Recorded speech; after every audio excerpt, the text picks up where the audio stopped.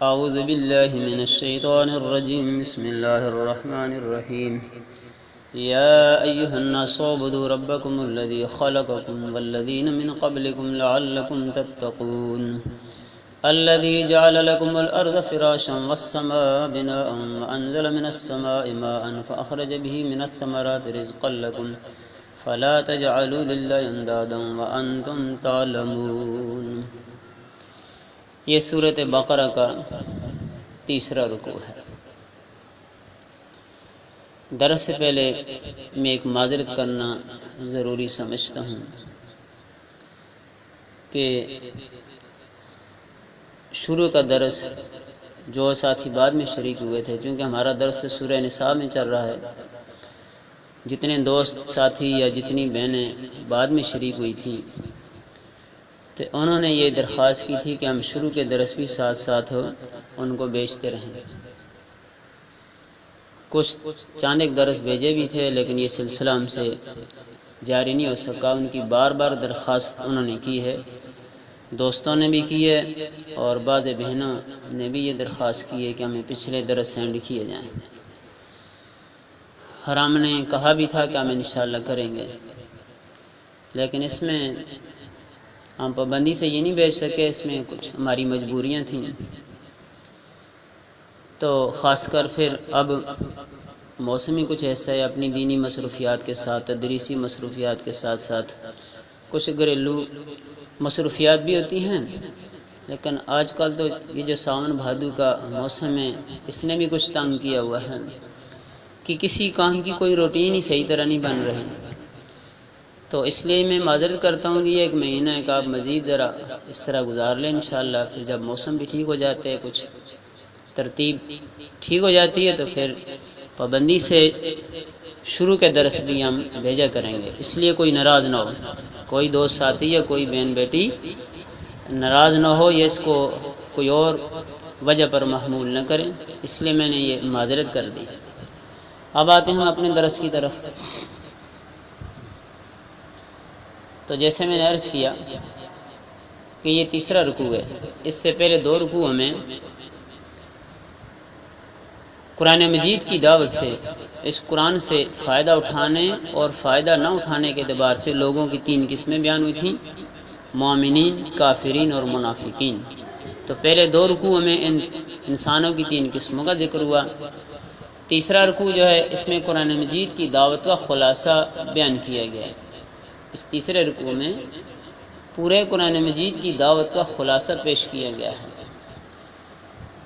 اور چوتھے رکوع میں قرآن مجید کا فلسفہ اور نہایت عام موضوعات کا خلاصہ بیان ہوا ہے۔ چوتھے رکوع میں قرآن مجید کا فلسفہ اور بعض اہم موضوعات کا خلاصہ بیان ہوا ہے۔ تو تیسرا رکوع جو ہے اس میں قرآن مجید کی دعوت کا خلاصہ بیان ہوئے، وہ اس طرح پر کہ تمام انبیاء کی دعوت یہی تھی، یا قوم اعبدوا اللہ ما لکم من الہ غیرہ، جس کو اللہ نے قرآن مجید میں جگہ جگہ بیان کیا ہے، جگہ جگہ بیان کیا ہے۔ اور ہر نبی نے اپنی قوم کو یہ دعوت دی، اے میری قوم کے لوگوں، ایک اللہ کی بندگی عبادت کرو، اس کے سوا کوئی بھی الہ اور معبود نہیں۔ ایک اللہ کی بندگی عبادت کرو، اس کے سوا کوئی بھی عبادت کے لائق نہیں، کوئی بھی الہ اور معبود نہیں ہے۔ تمام نبیوں کی دعوت یہی تھی۔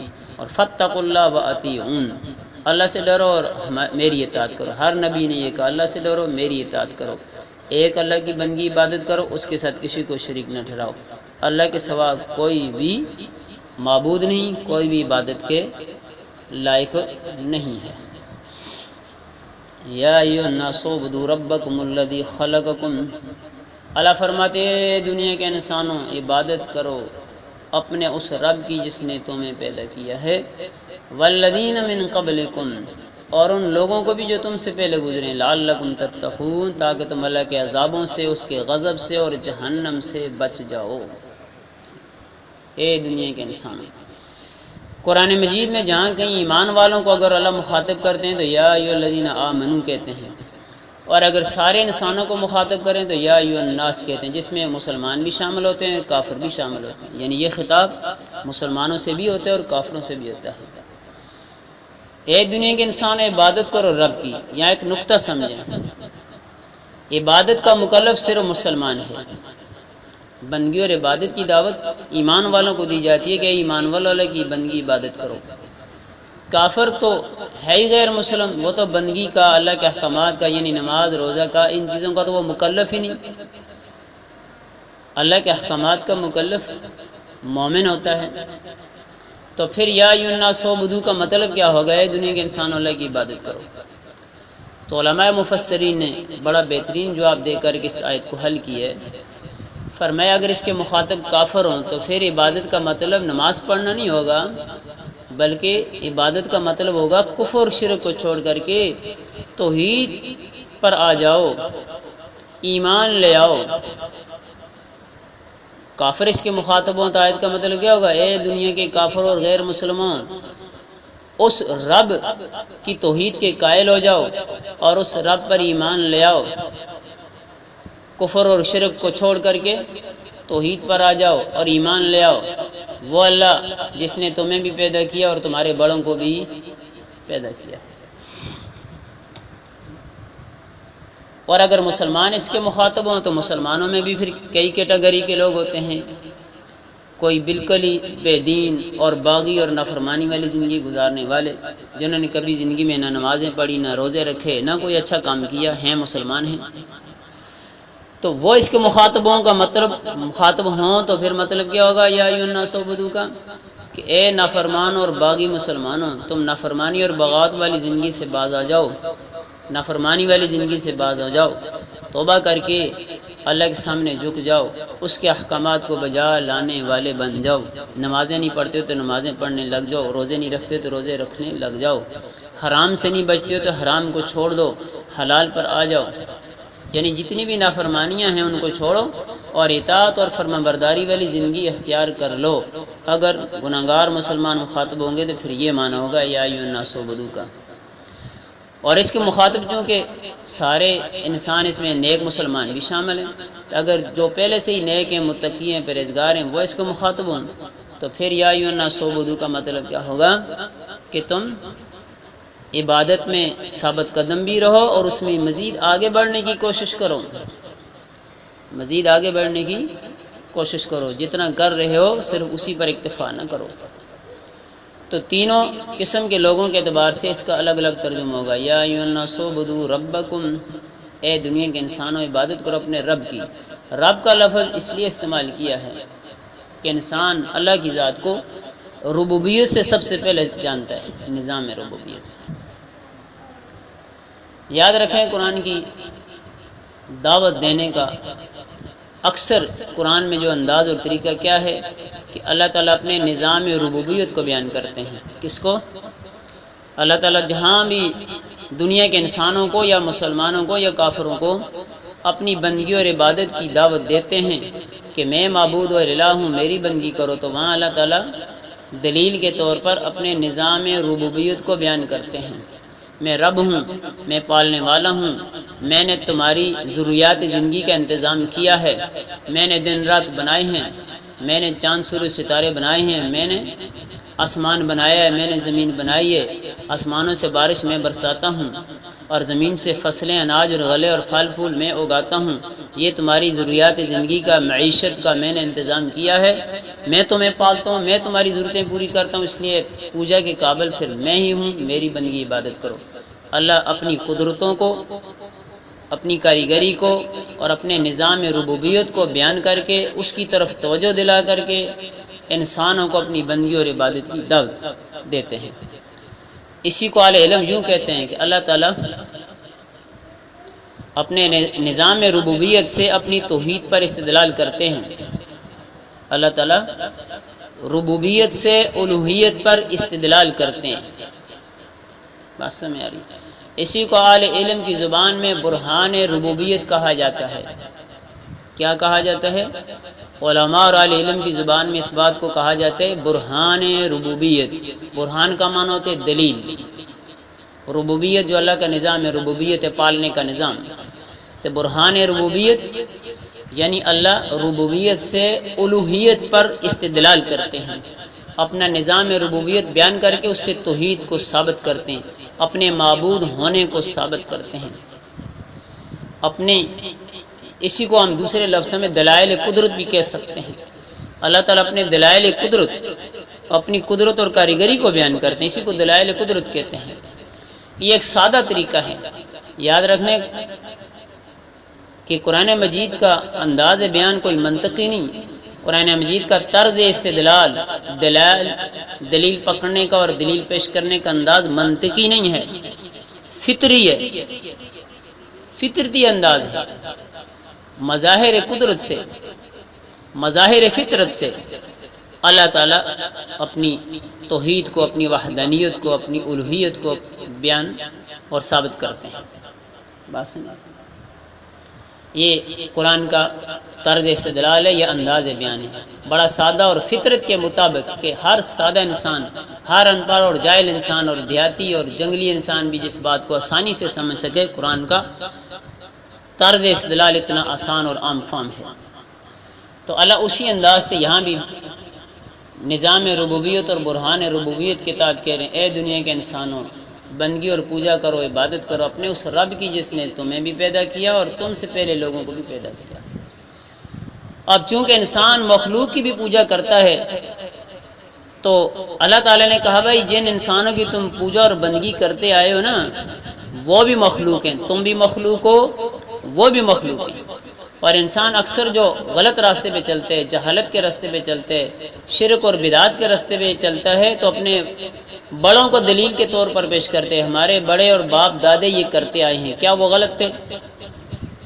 پہلی قوم میں بھی ایسا ہی ہے اور اس امت میں بھی ایسا ہی ہے کہ جتنے بھی جاہل اور بے دین لوگ غلط راستے پہ چل رہے ہیں، شرک اور بدعات کے راستے پہ، رسم و رسومات کے راستے پہ چلنے والے لوگ، ان کے سامنے جب قرآن اور حدیث اور نبی کی زندگی پیش کی جاتی ہے کہ یہ جہالت والے راستے چھوڑو، یہ شرک اور بدعات والے رسومات والے طریقے چھوڑو اور قرآن اور سنت کے مطابق عمل کرنے والے بن جاؤ، سنت زندگی کو اپنا لو، تو آگے سے کیا کہتے ہیں بھائی ہمارے بڑے یہ کرتے آئے، ہمارے باپ دادے یہ کرتے آئے، کیا وہ سارے غلط تھے؟ تو اللہ ان کو سمجھا رہے بھائی کہ دیکھو انسان کے بنائے ہوئے قانون کی پیروی نہیں کرتا بلکہ اللہ کے بتائے ہوئے قانون کی اس کو پیروی کرنی چاہیے۔ انسان کو انسان کے بنائے ہوئے نظام اور قانون کی، انسان کے بنائے ہوئے قانونوں کی نہیں بلکہ اللہ کے بتائے ہوئے قانونوں کی پیروی کرنی چاہیے۔ ہاں جی، مخلوق کی پوجا نہ کرے، مخلوق خالق کی پوجا کرے۔ مخلوق کی پوجا نہیں کرنی چاہیے، مخلوق کو خالق کی پوجا اور بندگی کرنی چاہیے۔ تمہارے بڑے بھی مخلوق تھے، تم بھی مخلوق ہو، لہذا مخلوق کی پوجا بندگی سے نکلو، خالق کی بندگی اور پوجا کرو۔ وہ تمہارا رب بھی ہے اور تمہارا خالق بھی ہے، رب بھی ہے اور خالق بھی ہے، تو جو تمہارا خالق اور رب ہے اس کی بندگی پوجا کرو، وہی بندگی پوجا کے قابل ہے اور لائق اور مستحق ہے۔ الذی جعل لکم الارض فراشا، اللہ اپنے نظام ربوبیت کا بیان فرمائیں، وہ اللہ، وہ رب جس نے تمہارے لیے زمین کو فرش بنایا کہ تم اس پر رہ سکو۔ اللہ نے زمین کو فرش ہی نہیں بنایا بلکہ اس طرز پہ بنایا ہے، اس نیچ پہ بنایا ہے کہ انسان اس میں آباد بھی ہو سکتے ہیں، اس میں فصلیں بھی بیج سکتے ہیں، اناج غلے بھی بیج سکتے ہیں، اور اس کی ساری ضروریات اس زمین سے پوری ہوتی ہیں اور ہو سکتی ہیں۔ اللہ نے زمین کو اس طرح سے بنایا ہے، والسماء بناء، آسمان کو اللہ نے چھت بنایا اور وہاں سے اللہ آسمان میں بھی اللہ تعالیٰ نے انسان کے ضروریات پوری ہونے اور اس کی پلنے کے نظام کی ساری نظام ہی ایسا رکھا ہے، اوپر سے سورج ہے تو وہ بھی اس کی ضرورتیں پوری کر رہے ہیں، چاند ستارے ہیں تو وہ بھی، اور بارشیں برستی ہیں تو وہ بھی۔ وَأَنزَلَ مِنَ السَّمَاءِ مَاءً، اللہ تعالیٰ آسمانوں سے بارش برساتے، فَأَخْرَجَ بِهِ مِنَ الثَّمَرَاتِ رِزْقًا لَكُمْ، اور پھر زمینوں سے تمہارے لیے اناج غلے اگاتے تمہارے کھانے کے لیے۔ فَلَا تَجْعَلُوا لِلَّهِ أَنْدَادًا وَأَنْتُمْ تَعْلَمُونَ، دلائل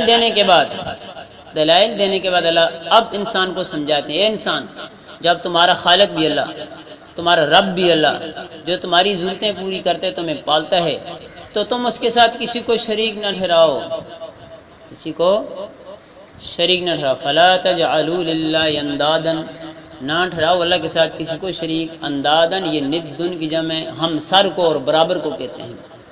تو اللہ فرماتے ہیں اللہ کے ساتھ کسی ہستی کو بھی اس کے برابر اور شریک نہ ٹھہراؤ۔ حضرت عبداللہ بن مسعود رضی اللہ تعالیٰ عنہ فرماتے ہیں کہ میں نے ایک دفعہ رسول اللہ صلی اللہ علیہ وسلم سے پوچھا کہ اللہ کے نزدیک سب سے بڑا گناہ کون سا ہے، اللہ کے نزدیک سب سے بڑا گناہ کون سا ہے؟ تو آپ صلی اللہ علیہ وسلم نے فرمایا ان تجعل للہ ندا وهو خلقک، تو اللہ کے ساتھ کسی کو شریک ٹھہرائے یہ سب سے بڑا گناہ ہے، حالانکہ اس نے تمہیں پیدا کیا ہے۔ تو تو اپنے خالق کے ساتھ اور اپنے رب کے ساتھ کسی کو شریک ٹھہرائے یہ سب سے بڑا گناہ ہے۔ اس لیے شرک کو قرآن نے کیا کہا ہے؟ ان الشرک لظلم عظیم، شرک سب سے بڑا ظلم ہے اور سب سے بڑا گناہ ہے۔ ان اللہ لا یغفر ان یشرک بہ ویغفر ما دون ذلک لمن یشاء، اللہ شرک کے گناہ کو کبھی معاف نہیں کریں گے، اس کے علاوہ جتنے بھی گناہ ہیں اللہ چاہیں تو معاف کر دیں گے۔ اس لیے فرمایا فلا تجعلوا للہ اندادا، اللہ کے ساتھ کسی کو ہمسر شریک نہ بناؤ، انتم تعلمون، جان بوجھ کر، یعنی تم جانتے بھی ہو تمہارا خالق مالک اللہ ہے، تمہارا رب اللہ ہے، پالنے والا وہ ہے، پیدا وہ کرتا ہے، پھر بھی تم اللہ کے ساتھ اوروں کو شریک ٹھہراؤ، یہ کتنی بڑی نادانی اور بے وقوفی کی بات ہے۔ وَإِن كُنتُمْ فِي رَيْبٍ مِّمَّا نَزَّلْنَا عَلَىٰ عَبْدِنَا فَأْتُوا بِسُورَةٍ مِّن مِّثْلِهِ وَادْعُوا شُهَدَاءَكُم مِّن دُونِ اللَّهِ إِن كُنتُمْ صَادِقِينَ۔ توحید کے بعد اللہ رسالت کا بیان کرتے ہیں، چونکہ قرآن مجید میں تین ہی باتیں بنیادی ہیں اور عقائد اسلام میں بھی تین ہی باتیں بنیادی ہیں۔ پورے قرآن مجید میں بنیادی طور پر ان تین ہی باتوں پر زور دیا گیا ہے، توحید، رسالت اور قیامت۔ توحید یعنی اللہ کی توحید کا قائل ہونا، رسالت اللہ کے نبی اور رسولوں کو ماننا جس طرح کے ماننا چاہیے، اس کو رسالت کہتے ہیں، اور قیامت یعنی مرنے کے بعد والی زندگی کو ماننا، اس پر یقین رکھنا۔ تو اللہ تعالیٰ یہاں رسالت کو بیان کر رہے ہیں، لیکن کس انداز سے؟ صداقت کتاب، اللہ اپنی قرآن مجید کی سچائی کو بیان کرتے ہیں، چونکہ نبی قرآن لے کر آیا تھا، جب قرآن کی سچائی ثابت ہو گئی تو نبی کی سچائی خود بخود ثابت ہو گئی۔ اللہ رسالت کا بیان کس انداز سے کر رہے ہیں؟ اپنی کلام اور اپنی کتاب کی سچائی کو بیان کر رہے ہیں کہ یہ سچی کتاب ہے، ہاں جی، یہ مخلوق کا کلام نہیں، یہ خالق کا کلام ہے، یہ انسان کا بنایا ہوا کلام نہیں، یہ اللہ کا کلام ہے اور یہ سچا کلام ہے۔ اگر تم اس میں شک کرتے ہو کہ یہ جھوٹی باتیں ہیں، یہ کسی انسان کا بنایا ہوا کلام ہے، تو اللہ نے چیلنج کر دیا اور بہت بڑا چیلنج کیا کہ اے دنیا کے انسانوں اور کافروں اور غیر مسلموں، جو اس اللہ کے کلام کو سچا کلام نہیں سمجھتے ہو، چاہے اس زمانے میں تھے یا بعد کے زمانے میں یا تا قیامت، کوئی بھی انسان ہے، اس کو یہ کھلا چیلنج، خصوصاً عربوں کو، چونکہ وہ عربی ان کی اپنی زبان تھی، وہ بڑے فصیح بلیغ لوگ تھے، عربیت ان کے لیے چیز ہی کوئی نہیں تھی، وہ اس طرح کے کلام بنانا چاہتے، اللہ کی طرح کلام تو کوئی نہیں بنا سکتا، ورنہ عربی میں بڑے فصیح بلیغ کلام وہ بنا کر کے دنیا کو چیلنج کرتے تھے۔ اس لیے اللہ نے فرمایا اگر تم اس اللہ کے کلام کے سچ ہونے میں شک کرتے ہو تو پھر لے آؤ نا اس طرح کا کوئی کلام بنا کر کے، اور کوئی بڑا چیلنج نہیں، چھوٹی سی صورت تھی۔ ان کنتم فی ریب مما نزلنا علی عبدنا، اے دنیا کے انسان اگر تمہیں شک ہے اس کلام میں جو میں نے اپنے بندے محمد صلی اللہ علیہ وسلم پر نازل کیا ہے، فاتوا بسورۃ من مثلی، تو اس کلام کی طرح ایک چھوٹی سی صورت بنا کر کے لاؤ، بسورۃ من مثلی، چھوٹی سی صورت، پورا قرآن نہیں، بڑی صورتیں نہیں، ایک چھوٹی سی صورت اس طرح کی بنا کر کے لے آؤ۔ اگر بنا لوگے تو پتہ چل جائے گا، نہیں بنا سکو تو سمجھ جاؤ کہ یہ اللہ کا کلام ہے، کسی انسان کا کلام نہیں ہے۔ وَادْعُوا شُهَدَاءَكُم مِّن دُونِ اللَّهِ إِن كُنتُمْ صَادِقِينَ، اور اللہ نے کیا چیلنج دیا؟ فرمایا کسی ایک آدمی کو چیلنج نہیں ہے، چاند آدمیوں کو چیلنج نہیں ہے، ساری دنیا کے انسانوں کو چیلنج ہے، اور تم ساری دنیا سے ذہین ترین پڑھے لکھے تعلیم یافتہ اور عربیت کے ماہر لوگ اکٹھے کر لو، سب ایک دوسرے کی مل کے مدد کر کے اس طرح کا کلام بنا لو۔ اتنا بڑا چیلنج دیا، عربوں نے اس چیلنج کو قبول نہ کر سکے تو اور دنیا کا کوئی انسان اس کو قبول کر سکتا ہے، جو اللہ کی کتاب کی سچائی کی بہت بڑی دلیل ہے، بہت بڑی دلیل ہے، جس کے آگے دنیا کے فصیح بلیغ انسان گھٹنے ٹیک گئے اور مان گئے کہ واقعی یہ انسان کا کلام نہیں، یہ اللہ کا کلام ہے، انسان کا کلام نہیں، اللہ کا کلام ہے۔ تو اللہ تعالیٰ نے صداقت قرآن مجید یعنی قرآن مجید کی سچائی بیان کر کے محمد صلی اللہ علیہ وسلم کی رسالت کو بیان کیا ہے کہ یہ کلام میرا محمد لے کر آیا ہے۔ جب کلام سچے تو اس کلام کو لے کر آنے والا میرا محمد بھی سچا ہے، اس کی رسالت پر ایمان لاؤ۔ فَإِن لَّمْ تَفْعَلُوا وَلَن تَفْعَلُوا، اللہ نے چیلنج میں یہ بات کی، اگر تم یہ نہ کر سکو یعنی اس طرح کا کلام نہ لا سکو، اور یاد رکھو ہرگز کر بھی نہیں سکو گے، پہلے سے ہی چیلنج ہے کہ نہیں کر سکو گے۔ جب نہیں کر سکتے اور نہیں کر سکو گے فَاتَّقُوا النَّارَ الَّتِي وَقُودُهَا النَّاسُ وَالْحِجَارَةُ، تو ڈرو اس اللہ سے، ڈرو اس آگ سے، اس جہنم کی آگ سے جس کا ایندھن کوئی لکڑیاں نہیں ہوں گی، انسان اور پتھر، انسان اور پتھر اس آگ کا ایندھن ہوں گے۔ اعدت للکافرین، جو تیار کی یہ کافروں کے لیے۔ وبشر الذین آمنوا وعملوا الصالحات ان لهم جنات تجری من تحتها الانہار، اور خوشخبری ان لوگوں کے لیے جو ایمان لائے اور نیک عمل کرتے رہے، ان کے لیے جنتیں جس میں نہریں جاری ہیں۔ کلما رزقوا منها من ثمرۃ رزقا قالوا هذا الذي رزقنا من قبل، جب بھی ان کو کھانے کے لیے پھل اور میوے دیے جائیں گے تو کہیں گے یہ تو وہی ہے جو اس سے پہلے ہمیں دیا گیا تھا۔ وَأُتُوا بِهِ مُتَشَابِهًا، وہ ان کو پھل دیے جائیں گے ایک جیسے۔ ایک جیسے کا مطلب ایک یہ مراد لیا گیا ہے کہ جنت کے پھل ظاہری شکل و صورت میں دنیا کے پھل کی طرح ہوں گے، اس لیے وہ کہیں گے بھائی یہ پھل تو ہم دنیا میں بھی یہ سیب کیلا مالٹا کھاتے تھے۔ اور دوسرا مطلب یہ بیان کیا گیا کہ جنت کے اندر ہی پہلی دفعہ پھل ملنے کے بعد جو دوبارہ ملیں گے نا وہ پہلی والے پھل کی طرح ہوں گے شکل میں، لیکن ذائقہ الگ ہوگا۔ پھر جو اور ملیں گے وہ شکل میں اسی طرح ہوں گے لیکن ان کا ذائقہ ٹیسٹ الگ ہوگا۔ تو یہ مراد ہے۔ بہرحال ان کو جب کبھی بھی پھل اور میوے عطا کیے جائیں گے وہ کہیں گے ابھی تو ملے تھے، کھائیں گے تو ذائقہ نہیں ہوگا۔ یہ بھی ذائقہ اور مزے میں اضافے کا ایک انداز اور طریقہ ہے۔ وَلَهُمْ فِيهَا أَزْوَاجٌ مُطَهَّرَةٌ هُمْ فِيهَا خَالِدُونَ، وہاں ان کے لیے پاکیزہ بیوی ہوں گی جس میں وہ ہمیشہ رہیں گے۔ اللہ تعالی ہم کو اپنی کتاب کو سیکھنے سمجھنے کے عمل کی توفیق عطا فرمائے۔